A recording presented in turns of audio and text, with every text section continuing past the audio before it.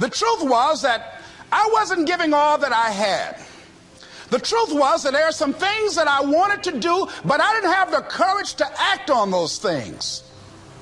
And the truth, it takes courage to act.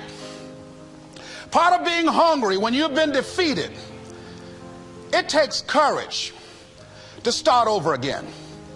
I used to do door-to-door sales, and I was working with another friend of mine, and door-to-door sales, I mean, it's punishing. It's cruel and unusual punishment. And I was a little boy knocking on the door. Hello, would you like to buy a nice working television set? No money down? No! Bam! They slammed the door in your face. And the friend of mine that was working with me, they slammed the door in his face, and I looked back, and he was going to the car. He said, I can't do this. And he sat down in the car, and he said, you go ahead, I'll be here when you get back. Now, he had a mother and father to take care of him. My mother was ill. I am adopted. I was hungry. I had to go on. I learned something about myself. That when you step into your fears, somebody said, it was Winston Churchill, he said that courage is going from failure to failure without losing enthusiasm. When you step into your fears and continue to push yourself to go on, something happens for you. It will enable you to transcend yourself. I went to the next door.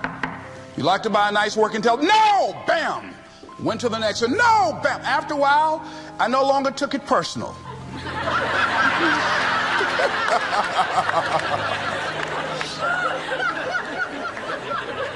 And I began to play a game. I said, well, I know there's a yes out here somewhere, and I'm going to keep on until I find it.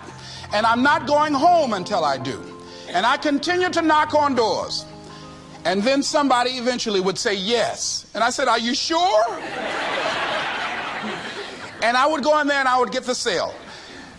When you have something you want to do, if you don't develop the courage to do that which has been given you to do, and you spend a lot of time going around trying to convince other people or trying to get their approval, what will happen is that you will lose your nerve. And other people will convince you that what you're doing doesn't have any value, and you'll give up on your dream. It's an interesting thing about life, I've also found, that if you don't have the courage to act, sometimes, and particularly, if you have something special to do, life will move on you. If it were not for life, I would still be a disc jockey. I didn't just leave voluntarily to go to the state legislature. I was fired. I was working on a job, and I came home one day. I was married at the time, and I told my former wife, I said, that guy Bert I work for is stupid. She said, if he's so stupid, why does he sign you a paycheck? Now, you see why I divorced her, right? I couldn't stand her.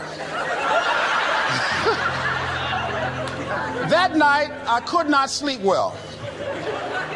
Here was a guy that was controlling my life. I was going through all kinds of changes. The truth was that I wasn't giving all that I had. The truth was that there are some things that I wanted to do, but I didn't have the courage to act on those things. And the truth was that Bert Childs was a blessing to me. He made life so miserable for me, I had to start looking at my life differently. I started going to work earlier. I started being the last one to leave there. I started working harder than anybody else. The other guys could not. Why would you work so hard, Les? I said, I'm not working for them. I have been cheating, Bert, I thought. I've been cheating myself and my family. Wherever you are, whatever you're doing, do it with everything that you have. Develop the habit of giving more than what you're paid for. Develop the habit of setting standards that others will be measured by. Someone said, do not go where the path may lead, but go where there's no path and leave a trail. All right? It is easy to be negative today. It is easy to have low morale today. I was at a corporation and they're going through downsizing and going to lay off some 1,500 people over the next few weeks. It's very depressing there. And those people that stay there 9 times out of 10, they're just going to do just enough to keep from getting fired. Anybody can do that. But if you can begin to harness yourself and say that where I am, I'm going to do the best I can with what I got, because that is an expression of who I am. If you get into the habit of just being mediocre, it will become a part of your consciousness. If you get in the habit of giving less than what you have it within you to give, it will begin to reflect itself in your personality. It will begin to damage you psychologically. And you don't want to be a part of that kind of self-destructive behavior. And so you want to set some high standards for yourself. The next thing, part of what feeds that hunger, you've got to develop a sense of urgency. Most of us don't use the stuff that we have brought into the universe. And we want to make a conscious, deliberate, determined effort to start living life with a sense of urgency and using what we've got. Using ourselves up. Sharing what we brought into the universe to share. Because if we don't, nobody else will.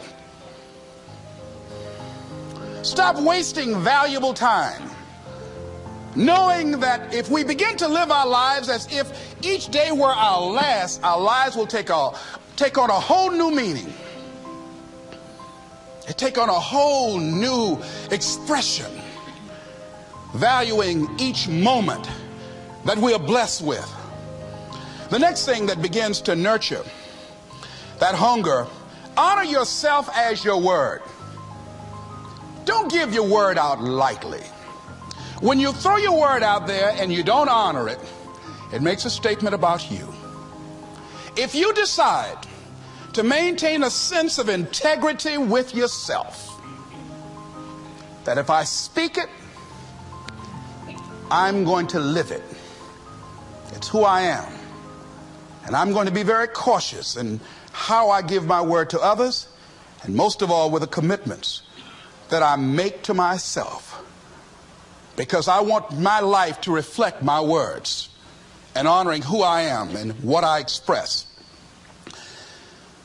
Another challenging area in terms of nurturing and developing that hunger in yourself is learning the art of becoming single-minded. Learning how to concentrate. Learning how to focus in. And you'll be surprised at the things that you're able to do.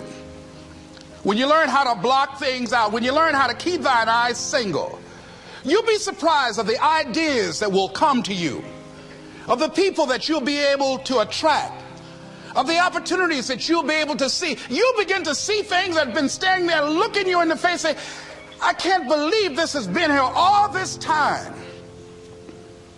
Here's a habit that I do. Maybe it might be of some value to you. I get up in the morning and I start writing what great ideas that I can think of today that can improve me and that will enable me to reach my goal. And I just let my mind flow. Sometimes I write 15, 20 ideas. Some days it's more difficult than others. One idea can change your life. One idea can turn your life around. Deciding that you're going to focus to develop your skills.